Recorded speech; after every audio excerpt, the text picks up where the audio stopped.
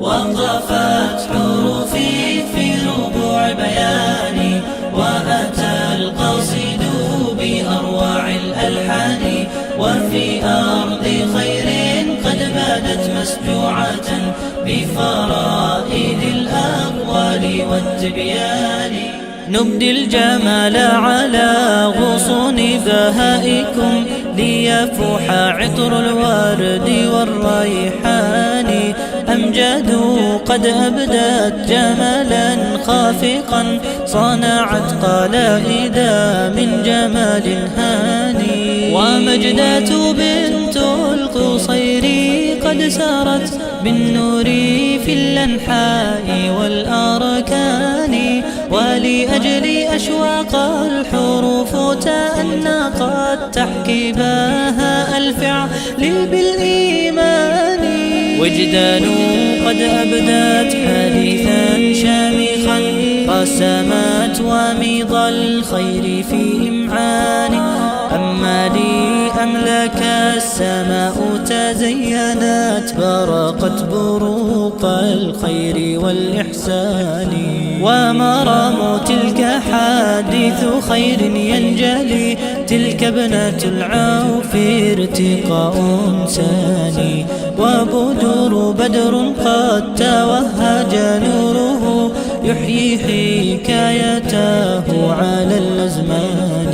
وختام قد ختمت بحسن مساكب، غيث تراه بأطياب الهطلان. أما انتصار فإنها قد حلقت، لتحوز أجرا في ربوع جناني. ولأجل لؤلؤة المعاني قد سامت، ألقت بهاء طيبا بمعاني. والكون يشرق من رواب، كلما ظهرت توالى الخير في أفنان. وهناك من أمل ترى كل المنى، تربي قصيد السعد بالأوزان.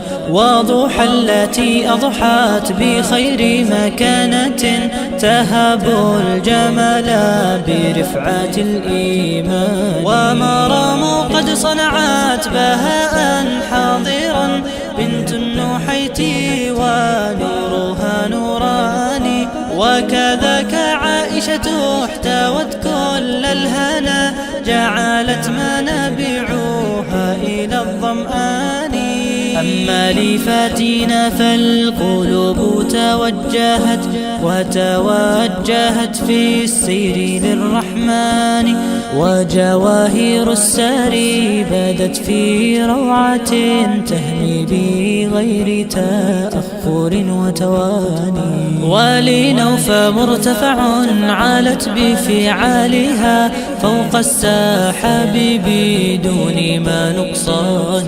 وعهود إن لها الفجاجة زينت، سارت تقود كفعلة الربان. وإذا الهنوف بدت فإن سماءنا، تبدي السحاب بأفضل السكبان. يا طالبات الخير يا نبض الوفا، يا قصة لمعت كما العقيان.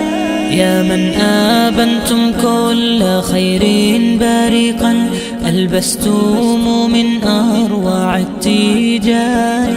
هذا التخرج قد بدا في رونق، قد جاء شكرا هبا